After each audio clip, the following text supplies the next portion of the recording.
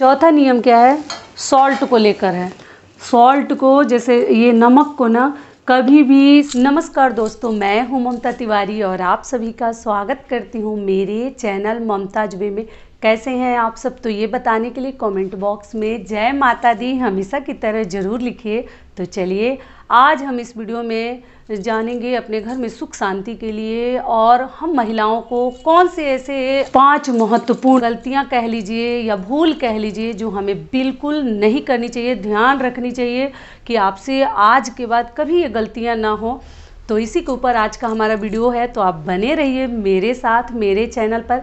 अगर आपको मेरा वीडियो पसंद आता है तो प्लीज़ आप मेरे चैनल को सब्सक्राइब कर दीजिएगा, बेल आइकन को प्रेस कर दीजिएगा, जिससे मेरे वीडियो के नए नोटिफिकेशन आप लोगों के पास सबसे पहले पहुंचे। तो चलिए शुरू करते हैं और मैं दिखाती हूं कि वो कौन कौन सी गलतियां हैं जो हमें भूल कर भी नहीं करनी चाहिए। हम ऐसा नहीं है कि जानबूझ के करते हैं, लेकिन कभी कभी गलती में कर जाते हैं। तो सबसे हमारा पहला नियम क्या है, चलिए मैं दिखा कर बताऊंगी, ठीक है। जो डाइनिंग टेबल पे खाते हैं उनके लिए तो ये नियम नहीं है, लेकिन जो नीचे देखिए, मैं ये मचिया है बैठने वाला, ठीक है, या पीढ़ी भी इसकी जगह पे होता है लकड़ी का, तो वो भी रहता है, या ऐसे प्लास्टिक का भी हम घर में रखते हैं। तो क्या करते हैं कभी कभी ना, जैसे राजस्थान वगैरह में इसी पर बैठ के खाया जाता है, ठीक है। नीचे लोग बैठते हैं और ऊपर थोड़ा सा ऊंचा रहता है चौकी जैसा, उस पर बैठ के खाते हैं। तो आपको क्या करनी है, वो देखिए, आप लोग कहते हैं कि दीदी पुरुष के लिए नियम क्यों नहीं है। देखिए, पुरुष के लिए सही में नियम कम बने हैं। जितने व्रत त्यौहार है कौन करता है, हम ही लोग करते हैं। इतने कठिन कठिन व्रत त्यौहार करते हैं। महिला के लिए जो नियम है ना, घर को कहाँ से कहाँ सुख समृद्धि पे पहुँचा देता है, लेकिन उसकी एक छोटी छोटी जो गलतियाँ होती हैं, आप लोग इसको अंधविश्वास समझते हैं। ये अंधविश्वास नहीं है। पहले ज़माने में लोग बहुत सुखी संपन्न थे, क्योंकि वो महिलाएं जो थी, घर की औरतें थी, नियम कानून से ज़िंदगी जीते थे। लेकिन अभी जो है ना, लोग मानते नहीं। आजकल के लोग तो और भी कम ही मानते हैं। जो यंग जनरेशन है, युवा पीढ़ी है, बिल्कुल नहीं मानते इस नियम को। लेकिन जो डाइनिंग टेबल पर खाते हैं उनके लिए नहीं है। लेकिन नीचे अगर आप भोजन करते हैं, क्या करनी है ना, यहाँ से आपको भोजन करनी है, ठीक है। जैसे घुटना है ना, समझा दे रही हूँ आपको, मैं ऐसे बताई थी शायद पहले। ये दोनों घुटना के बीच से आपको भोजन करनी है, ठीक है। आपको महिलाओं के लिए बिल्कुल शुभ नहीं है, और घर के लिए भी बिल्कुल सुख समृद्धि, आप सोच लीजिए कि आपके इस लक्षण और नियम से आ जाए, कभी नहीं हो सकता। तो क्या करनी है आपको, जैसे कि ये है ना घुटना, घुटना के बाहर से आके आपको भोजन नहीं करनी है। दरिद्रता का सबसे बड़ा निशानी है। घुटना के बाहर से आपको भोजन, किसी भी महिला के लिए, वो लड़की हो, वो महिला हो, वो औरत हो, सबके लिए। तो चलिए मैं आपको ना जैसे थाली रख के भी समझा देती हूँ। देना बेटा थाली। और देखिए, मैं थाली को ना रख के, हर महिलाएं इस बात को ध्यान दीजिएगा। अगर नीचे बैठकर आप खाती हैं तो ध्यान पक्का रखिएगा। मान लीजिए ये हम भोजन कर रहे हैं, तो कभी भी आपको ना दोनों घुटना के बीच से भोजन करनी है, ठीक है। कहीं भी कीजिएगा, नीचे अगर बैठ के पंगत में या कहीं और भी बैठते हैं, या ज़मीन पर ही देख लीजिए, मैं बैठ के दिखा देती हूँ। ज़मीन पर भी आप भोजन कर रहे हैं ना, तो इस घुटना के बाहर से, ज़मीन पे तो होगा ही नहीं, ज़मीन पे तो हम अंदर ही रख के करते हैं। लेकिन कभी ऊंचा चीज़ पर आप भोजन करते हैं तो कभी इस घुटना के बाहर से आपको निवाला नहीं उठानी है, ठीक है। समझ में आ गया कि इस घुटना के ऊंचा चीज़ पे बैठते हैं तो अंदर से भोजन करनी है। तो ये हो गया हमारा पहला नियम। दूसरा नियम क्या है वो भी देख लीजिए, कि जैसे ये ग्लास है, ठीक है। ग्लास में हमें कभी भी, जैसे हम लोग की तरफ तो लोग हमें डांटते हैं कि ऊँट के जैसे खड़ा होकर पानी मत पियो। लड़कियों को हमारे तरफ सिखाया जाता है कि एक तो खड़ा होकर पानी पीना भी बिल्कुल शुभ नहीं होता किसी भी महिला के लिए। तो हम लोग की दादी नानी जो हैं पहले ज़माने की, अगर देख लेती हैं तो बहुत गुस्सा करती हैं, और हमारे हेल्थ के लिए भी अच्छा नहीं होता। जो जानते हैं, बहुत लोगों को ये बात मालूम भी होगी कि कभी भी महिलाओं को ही नहीं, पुरुष को भी खड़ा होकर पानी नहीं पीनी चाहिए। कभी भी हमें, जैसे कोई भी चीज़ हो, चेयर हो, टेबल हो, ऐसा मचिया हो, आपको बैठकर ही पानी पीनी है। क्यों पीनी है, एक तो हेल्थ भी सही रहता है हमारा, मतलब कई प्रकार की बीमारियां भी पकड़ती हैं। दूसरी क्या बात है कि जैसे खड़ा होकर पानी पीने से क्या होता है कि हमारे ऊपर ना जैसे लांछन लगता है। क्या होता है कि जो कार्य हमने कभी किया नहीं है, किसी का कुछ लिया नहीं है, मान लीजिए कि किसी का हम कुछ लिए नहीं है या किसी के बारे में कुछ कहे नहीं है, फिर भी लोग ना दोष हमारे ऊपर ही लगा देते हैं। क्यों लगा देते हैं, तो इसीलिए माना गया है, पहले के लोग कहते हैं कि कभी भी खड़ा होकर आपको पानी नहीं पीनी चाहिए, क्योंकि पीने से यही हमारे ऊपर लांछन लगता है, दोष लगता है, लोग हमारे ऊपर भी ब्लेम करते हैं। जो कार्य हमने किया ही नहीं है, हमें मालूम ही नहीं है, लेकिन फिर भी कहीं ना कहीं हमारा नाम आ जाता है कि उसी आदमी ने तो किया था।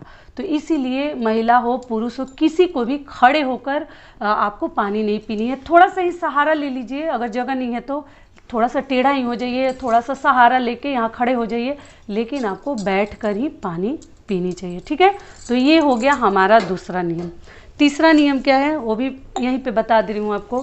क्या करते हैं, जैसे मान लीजिए यहाँ हम लोग भोजन कर रहे हैं, ठीक है, भोजन कर रहे हैं, उसके बाद हम क्या करते हैं, एक एक लोग है ना, इसमें पानी नहीं है, आपको बता देती हूँ, एक एक लोग, सभी नहीं करते हैं, लेकिन कई ऐसे घरों में ना जैसे लगता है कि लोगों को समझ में ही नहीं आता। बच्चे तो अधिकतर ही करते हैं, बच्चों को भी थोड़ा समझाइए। क्या करते हैं कि खाना तो भोजन तो कर लिए, एक तो ज़्यादा नहीं लेनी है, वेस्ट नहीं करनी है, जितना खाना है उतना ही लीजिए, अगर अधिक है तो तुरंत निकलवा दीजिए। भोजन को थाली में अन्य देवता को, अन्नपूर्णा माता को वेस्ट करना, जीवन में कभी सुख नहीं कर पाइएगा। अगर भोजन का आपने निरादर किया, आदर छोड़ के आपने निरादर किया, जीवन में आपको एक एक दाना के लिए तड़पना पड़ जाएगा। तो भोजन वेस्ट नहीं करनी है।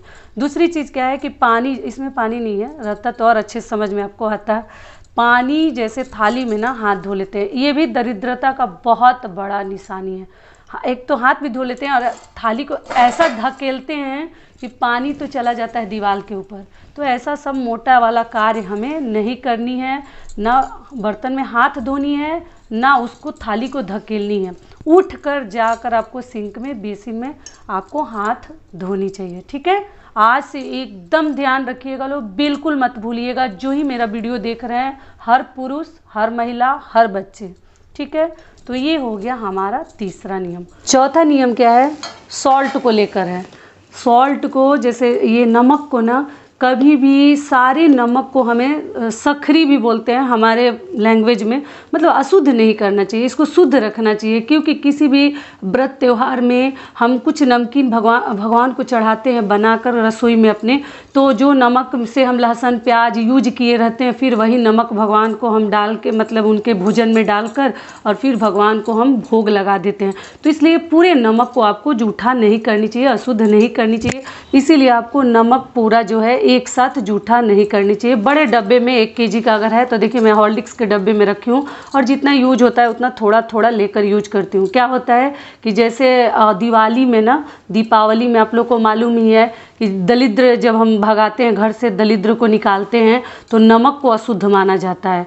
तो इसलिए अगर पूरा नमक आप यूज कर रहे हैं एक साथ, तो वो नमक हमें फेंकना पड़ता है, क्योंकि वो नमक हम नहीं इस्तेमाल कर सकते। इसीलिए पूरा नमक को एक साथ यूज मत कीजिए, थोड़ा सा इसमें से अपने लिए रख लीजिए यूज करने के लिए, और बाकी आप स्टोर करके रख सकते हैं। और साथ में नमक का एक और विधि बता देती हूँ कि जैसे मान लीजिए कि सामने वाला आपसे नमक मांग रहा है, जो खाने कोई बैठता है ना, थोड़ा सा नमक दे दीजिए। तो क्या करते हैं हम ले जाके नमक कभी कभी ना ऐसे हाथों में भी लोगों को दे देते हैं। मान लीजिए कोई मांग रहा है तो हाथ में ऐसे नमक दे देते हैं। ऐसे आपको नमक नहीं देनी है। या कोई आस पड़ोस भी आ रहा है, भूल कर भी बच्चों को, पड़ोसी को, रिश्तेदार को भूल कर भी नमक हाथ में मत दीजिए। इससे माना जाता है ना गरीबी आती है, और वो बच्चे को अगर आप देते हैं ना तो उसको गरीब बना रहे हैं। आप लोग विश्वास नहीं करते इस बातों पे ना, आप करके देखिएगा। तो कभी मान लीजिए बच्चा मांग रहा है खाना में ही, मतलब भोजन में ही डालनी है, या कोई बड़ा भी मांग रहा है, थोड़ा ही सा देना है, तो क्या हुआ, या तो चम्मच से लेके जाके उनके थाली में डाल दीजिए, या आपको ना प्लेट में, अगर कोई मांगने भी आ जाता है ना, तो नमक उसको हाथ में मत दीजिएगा, ऐसे प्लेट में करके ही आपको नमक देनी चाहिए। अगर उस आदमी के लिए आप शुभ चाहते हैं, भलाई चाहते हैं, तो आपको नमक इस प्रकार से कटोरी में, प्लेट में देनी चाहिए। ठीक है, तो ये हो गया नमक का नियम, ये हमारा चौथा नियम हो गया। और जो हमारा पांचवा नियम है वो क्या है कि देखिए, कभी भी सोकर जब आप उठते हैं ना, तो आपको क्या करनी है, आप लोग बोलते हैं दीदी घर में ही अगर झगड़ालू आदमी है तो हम कैसे बचे। मैं बोलती हूँ कि देखिए, ऐसा माना जाता है ना कि जैसा सुबह सुबह आप देखिए ना या कीजिए, तो मुझे लगता है दिन भी उसी प्रकार का जाता है। तो सुबह सुबह एक तो झगड़ा लड़ाई तो मतलब भूल के ही ना करे, मन दुखी ना करे, भगवान को सबसे पहले नमस्कार करनी चाहिए। तो आपको क्या करना है, बेड से जैसे आप उठते हैं ना, तो आपको क्या करनी है, अपने मुंह को ना ऐसे पोंछ लेनी है। ठीक ठीक है। अपने फेस को, चेहरे को एकदम प्यार से पोंछ लीजिए और इसको ना ऐसे कुछ देर के लिए आपको देख लेनी चाहिए। इसमें सारे देवी देवता हमारे हथेली में ही है, तो किसी का भी अगर मुंह उसके बाद आप देखते हैं ना चेहरा, तो आपको बिल्कुल फ़र्क नहीं पड़ता। इसमें आपको देखकर प्रणाम करके ही आपको अपने दिन की शुरुआत करनी चाहिए, या मंदिर के सामने खड़ा होकर दूर से ही भगवान को प्रणाम कर लीजिए। उसके बाद शीशे में अपने आप को देख लीजिए। उसके बाद घर में ही झगड़ालू आदमी है तो क्या हुआ, उसके बाद उनको देखिए, जो ही है आपके परिवार के जो ही मेंबर है, तो आपको इस प्रकार से देखनी चाहिए, ठीक है। तो ये हो गया हमारा 5वां नियम। तो यही हमारे कुल 5 नियम थे जो मैंने आपके साथ शेयर कर दिया। आशा करती हूँ, उम्मीद करती हूँ कि इस वीडियो से आप लोगों को बहुत अधिक लाभ मिलेगा।